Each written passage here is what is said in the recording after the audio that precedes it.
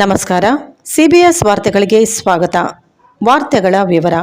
ಕೊಪ್ಪಳ ಜಿಲ್ಲೆಯ ಗಂಗಾವತಿ ತಾಲೂಕಿನ ಶ್ರೀರಾಮನಗರದಲ್ಲಿ ಶ್ರೀ ಕನಕ ದುರ್ಗಾದೇವಿ ಶರನ್ನವರಾತ್ರಿ ಉತ್ಸವದ ಅಂಗವಾಗಿ ದಿನಾಂಕ ಸೆಪ್ಟೆಂಬರ್ 22, 2025 ಸೋಮವಾರರಿಂದ ಅಕ್ಟೋಬರ್ 2, 2025 ಗುರುವಾರದವರೆಗೆ ದೇವಿ ನವರಾತ್ರಿ ಪ್ರಾರಂಭ. ಇದೇ ದಿನ ಬೆಳಗ್ಗೆ 6:27 ಉತ್ತರ ನಕ್ಷತ್ರಯುಕ್ತ ಕನ್ಯಾ ಲಗ್ನ ಶುಭ ಪುಷ್ಪ ಅಂಶದಲ್ಲಿ ನಮ್ಮ ಶ್ರೀರಾಮನಗರದಲ್ಲಿ ನೆಲೆಸಿರುವ ಶ್ರೀ ಕನಕ ದುರ್ಗಾ ಮಾತಾ ಮಂದಿರದಲ್ಲಿ ನವರಾತ್ರಿ ಕಳಸ ಸ್ಥಾಪನೆಗಳೊಂದಿಗೆ ಪ್ರಾರಂಭವಾಗುವುದು. ಶಮಿ ಅರ್ಚನೆಗಳೊಂದಿಗೆ ಪೂರ್ತಿಯಾಗುವುದು. ಈ ಪವಿತ್ರ ನವರಾತ್ರಿಯಲ್ಲಿ ಪ್ರತಿನಿತ್ಯ ಪಾರ್ಥಿವ ಲಿಂಗಾರ್ಚನೆ, ಏಕವಾರ ರುದ್ರಾಭಿಷೇಕ, ಬಿಲ್ವಾರ್ಚನೆ, ಮಹಾಸೌರ ವಿಧಾನದಲ್ಲಿ ಸೂರ್ಯ ನಮಸ್ಕಾರ, ವೇದಪಾರಾಯಣ, ನವರ ಶ್ರೀ ಸೂಕ್ತ ವಿಧಾನದಲ್ಲಿ ಅಷ್ಟೋತ್ತರ ಶತ ಸಹಿತ ಸಹಸ್ರನಾಮಾರ್ಚನೆ, ಕುಂಕುಮಾರ್ಚನೆ, ಮಹಾನಿವೇದನ, ನಿರಾಜನ ಮಂತ್ರ ಪುಷ್ಪಗಳು, ಮಹಾಮಂಗಳಾರತಿಯೊಂದಿಗೆ ಅರ್ಚನಾ ಪೂರ್ಣಗೊಳ್ಳುವುದು. ನಂತರ ತೀರ್ಥ ಪ್ರಸಾದ ವಿತರಣೆ ಇರುತ್ತದೆ ಎಂದು ದೇವಸ್ಥಾನದ ಕಮಿಟಿಯವರು ನಮ್ಮ ಸಿಬಿಎಸ್ ನ್ಯೂಸ್ ಟಿವಿ ಮಾಧ್ಯಮದೊಂದಿಗೆ ತಿಳಿಸಿದ್ದಾರೆ.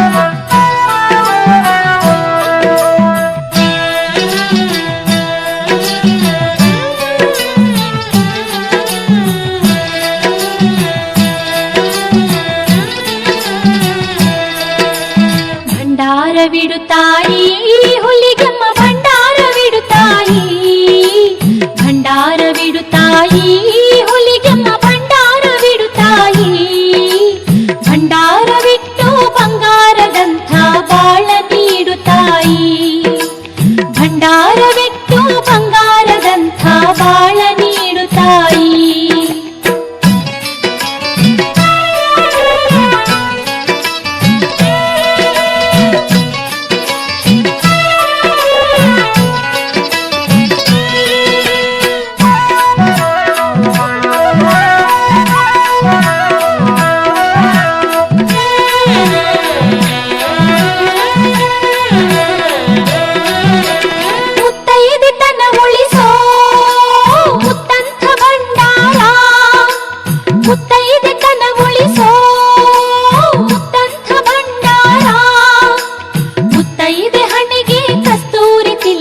ಭಂಡಾರವಿಡುತ್ತಾಯಿ ಮುತ್ತೈದೆ ಹಣೆಗೆ ಕಸ್ತೂರಿ ತಿಲಕದ ಭಂಡಾರವಿಡುತ್ತಾಯಿ.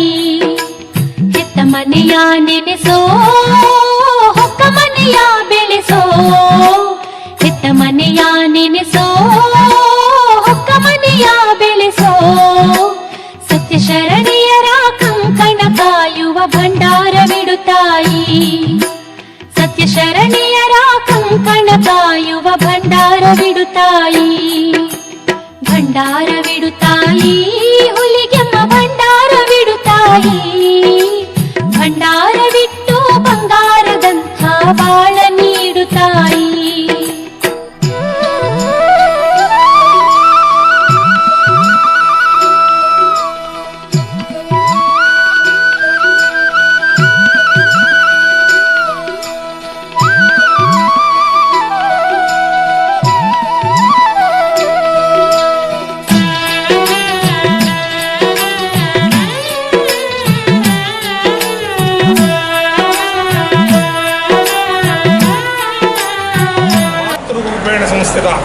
నమస్తస్యై నమస్తస్యై నమస్తస్యై నమో నమః. సర్వభక్తాగ్రేసులకి శ్రీరామనగర శ్రీ కనకదుర్గా దేవస్థానం నుంచి ఆలయ ట్రస్ట్ బోర్డు వారు విజ్ఞప్తి చేస్తున్నది.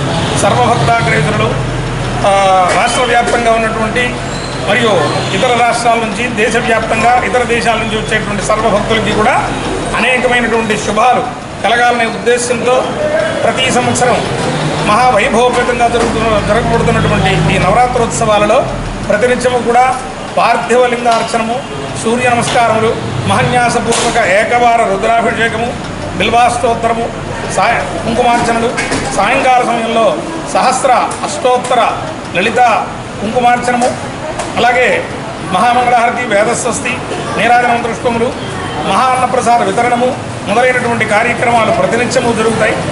ఆఖరి రోజు అమ్మవారి యొక్క శమి అర్చన, రోజుకొక అలంకారంలో అమ్మవారిని సేవించటం ఇక్కడ అనుచారంగా వస్తున్నటువంటి సంపత్తి. ఎవరైతే ఈ అర్చనలలో పాల్పంచుకుంటారో, ఈ శరన్నవరాత్రులలో, దసరా ఉత్సవాలలో పాల్పంచుకుని ఎవరైతే ఈ ఉత్సవాల్లో పాల్పంచుకుని అమ్మ యొక్క దర్శనం చేసుకుంటారో, అర్చనలో పాల్గొనడమే కాదు, అందువల్ల ఎవరైతే దర్శనం చేసుకుంటారో వాళ్ళందరికీ కూడా ఏ ఏ కోరికలు కావాలో, ఏ ఏ ఈప్సితములు, వాళ్ళ యొక్క వాంఛితములు ఏవైతే ఉన్నాయో, వాళ్ళు దీర్ఘకాలంగా తీరనటువంటి కోరికలు ఏవైతే ఉన్నాయో అవన్నీ కూడా తీరడానికి అమ్మ అనుగ్రహించింది. అందువల్ల సర్వులు కూడా ఈ అర్చనలో పాల్పంచుకుని ఆ జగన్మాత ఇచ్చేటటువంటి అక్షయ ఫలితములు పొంది తరించాల్సిందిగా విజ్ఞప్తి చేస్తూ ఉన్నాం. నవరాత్రులు రేపు ఉదయం నుంచి ప్రారంభమవుతాయి. 11 రోజులు దేదీప్యమానంగా ఇక్కడ చేయడానికి ఆలయ ట్రస్ట్ బోర్డు అనేకమైనటువంటి సన్నాహాలు చేస్తోంది. ప్రతి ఒక్కరూ కూడా ఇందులో పాల్గొని ఆ అమ్మవారి యొక్క కృపా కరుణా కటాక్ష వీక్షణములు స్వీకరించవలసిందిగా ట్రస్ట్ బోర్డు మరీ కోరుతున్నారు. మన తర్వాతి తరం వాళ్ళకి సనాతన ధర్మం అందించాలి అంటే మన హిందుత్వంలో ఈ యొక్క నవరాత్రి ప్రముఖమైనటువంటి ఘట్టం. అంచేత ప్రతి ఒక్కళ్ళు కూడా ఇందులో పాల్గొని, మనం పాల్గొంటే మన తర్వాత వాళ్ళు కూడా దీన్ని ఆచరిస్తారు. అంచేత ప్రతి ఒక్కళ్ళు కూడా ఈ నవరాత్రి దీక్షలో పాల్గొని అమ్మవారి యొక్క కృపను కోరవలసిందిగా మరీ కోరడం జరుగుతుంది. జై గురుదేవ దత్త.